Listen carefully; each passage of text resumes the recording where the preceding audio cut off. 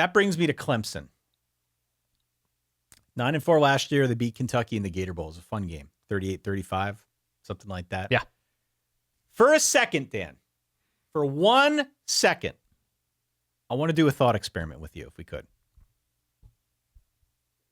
I want to remember the wise words of a prophet we've talked about often on this show. Ashanti again? No. This is Katie Heron from Mean Girls. Oh, good reference. I believe her exact quote, and I could be botching this up a little bit. The portal does not exist.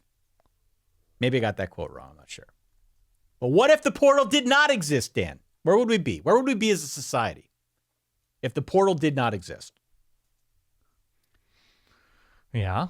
If the portal didn't exist, do you think the portal has hurt Clemson? Or do you think that they still would have had these same issues? It probably would no still matter be what. the same issues. Yeah. Here's why I bring this up. This is a long wind-up. I apologize. It's okay. Continue. I have 3 preview magazines in front of me on my desk. I have sampled a handful of other ACC preview podcasts, just as a primer. Yeah. I find it striking. I find it notable. I think it's more than a coincidence that nearly everyone's Clemson opinion is shaded by Dabo not using the transfer portal. It's like the lowest possible hanging fruit. We've done it. I've done it. Of course. Same. But you read a lot of, well, Clemson was one of only 4 teams that didn't use the transfer portal. The other 3 were service academies. To be clear, that is funny. Yeah. That is a funny stat that you can trot out here when you talk about Clemson. Also, Not if you're a Clemson fan. Also, I think it's terrible strategy to not use the portal at all. Even if it's for like 1 or 2 guys a year to help. Mm-hmm.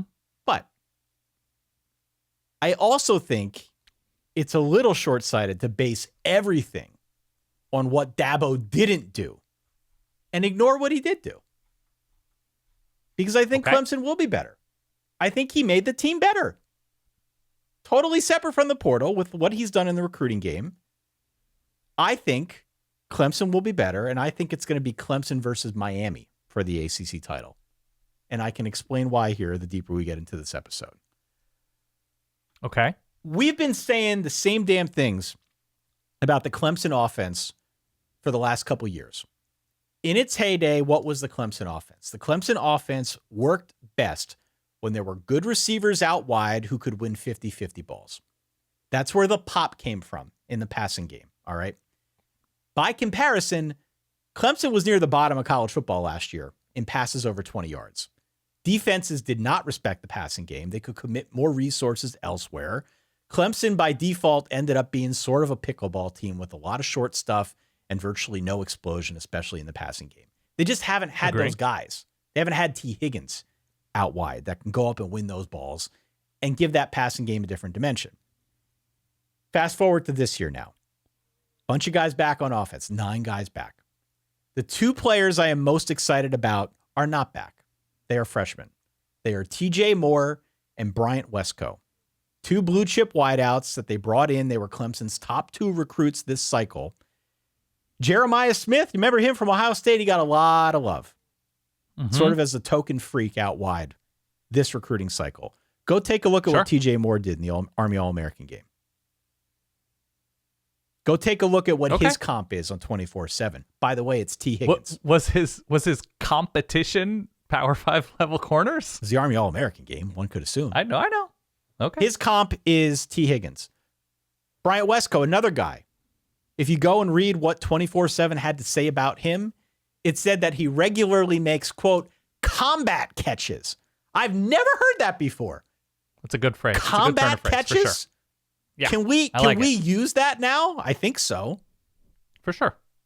If both of these guys pops, that has the potential to change this offense in a really meaningful way. Can I jump in real quick? Let's make this personal to you, Ty. If I told you Notre Dame's offensive success in going from one of the, I guess, given the bar, worst explosive offense in America, right? I think there were something in like the 120s in terms of explosive play percentage or, whatever advanced stat you like. The great hope that they become a conference contender is based on true freshmen. Would you be like super pumped about Notre Dame's chances to hit that bar? I feel like you're doing this on behalf of Clemson fans, but like if you need, look, we've seen true freshmen come in and be incredible. But if that's what Clemson needs, it still feels like there are deeper issues. There may be deeper issues. And for sure, you go out in the portal, you get a known quantity. It's easier to feel better about that. I really like these two guys, though. And I feel fairly confident that one of them is going to pop this year. Okay. I think you combine that with the fact that it's going to be Cade Klubnik's second full year as a starter. It's going to be Garrett Riley's second full year coordinating that offense. It's not crazy to think that just in general, totally separate from these two guys, that some sort of second-year boost is going to happen. We see that all the time. So I feel confident that offensively they'll be better. I feel confident. Can't be much worse. Well, at least throwing the ball and generating big plays. The big play thing was very problematic. And that's what I think they need to rectify the most if they want to get back to where I think they can get this year. Okay. So I feel good about the offense. I feel good about the recruiting haul. And though I know the portal stuff is low-hanging fruit and strategically is bad, it just is, I don't think that matters as much for Clemson because there's still a lot of talent in place. That being said, Clemson may be in danger if Cade Klubnik and the Cade Klubnik we saw last year is the real Cade Klubnik. Because that Cade Klubnik turned the ball over way too much. His completion percentage on plays where guys were graded wide open, which is a thing that, places grade. It was among the lowest in college football. His inconsistency is a real concern. And especially when you consider how bad Clemson was in the red zone last year and how many close games they played in. It's fine kind of in a vacuum to look at these stats, but when you look at the actual context, you're playing in close games, you're having opportunities in the red zone. Oftentimes, those are the games, those are the situations that have a very slim margin. And if you've got an inconsistent quarterback, that can come back to bite you. So he needs to be more responsible with the football. He needs to make better decisions out there. I should also add another thing that puts Clemson in danger is that there is new blood up front. If it takes too long for that to gel, that's a problem. I'm talking specifically about the Clemson defense, right? I think the Clemson defense will be pretty good. I think that'd be really good. I think TJ Parker is a stud in the makings. He might be the best in the conference. But the other three guys in the trenches are very talented, very green. It's a front-loaded schedule as things stand right now. So if there is any kind of feeling out period, if it takes a while for everybody to get on the same page, it wouldn't surprise me if one of those opponents in the first 7 weeks of the year, jumps up and bites him. Well, Ty, certainly they start with somebody that they can just sort of, get a little bit of momentum, Georgia. A little bit of rhythm. Georgia. They're a 13.5-point dog against Georgia in Atlanta to open the season. They've also got, here are their first 5 games, all right? First 5 games, they got the quote-unquote neutral site game against Georgia in Atlanta, Mercedes-Benz Stadium. App State at home, NC State at home, Stanford at home, and Florida State on the road. That's the meat of the schedule. So the good news is that we're going to know exactly what Clemson is by like October the 6th, that Sunday after. You're so careful not to say December, and I appreciate that after last season. I'm working hard not to, thank you. But that's the meat of the schedule, It's very front-loaded. Later in the year, they're home against Louisville. Then they've got a Virginia Tech game. Both of those on back-to-back weeks. They close out the rivalry against South Carolina. But, I think we will know everything we need to know about Clemson by like week 6 or 7. And furthermore, we can put it in the volcano if we want. Oh, more takes. Why it burns. I'm on Clemson over 9.5. Okay. I don't see where the third loss comes from. So you have Georgia and Florida State as the two most obvious? I have Georgia for sure.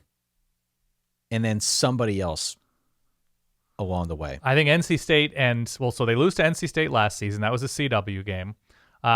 They're in Lane Stadium, and they weren't great. They lost those 2, in a row on the road last year? Yeah. At NC State, and what was the other one on the road that they lost in a row? At Miami by 8.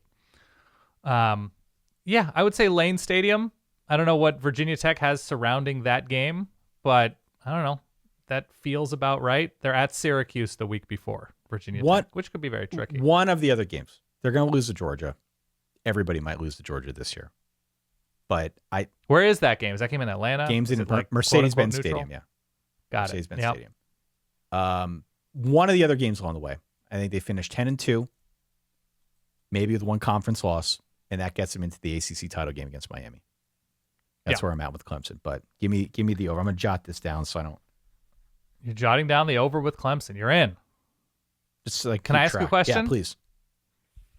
When you think about Cade Klubnik, are you? I think it's responsible to erase whatever his recruiting rating was, right? That like he came in as like super talented, 5-star, blah blah blah, but like this far into his career, I think it's fair to expect improvement based on potential he's flashed in a Clemson uniform, but is it okay to evaluate him for what he actually has shown himself to be as a Clemson quarterback, or do you let that cloud your evaluation? Oh, I think you have to consider it.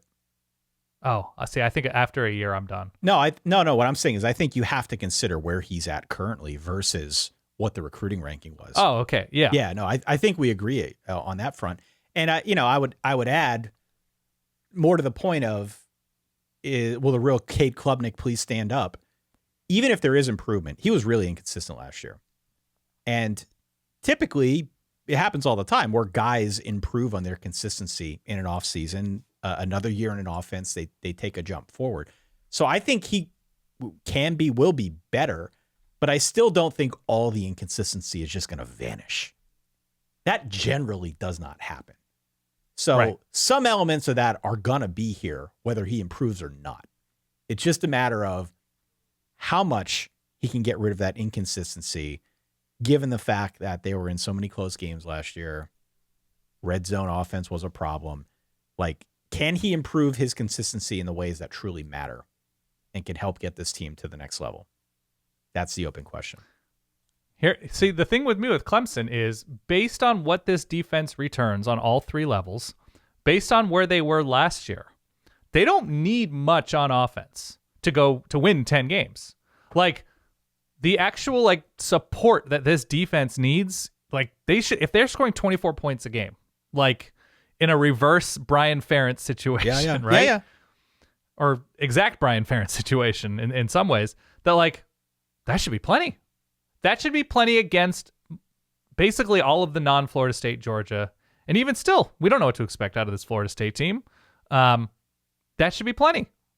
But that's where we get into the weird situations with coaching and weird offensive decisions and what you mentioned, missed open throws. Yep. That's the issue. Like Cade Klubnik, strip sack completely and scoop and score completely changes that Florida State game. Yep. Goes from being, basically a 14-point swing.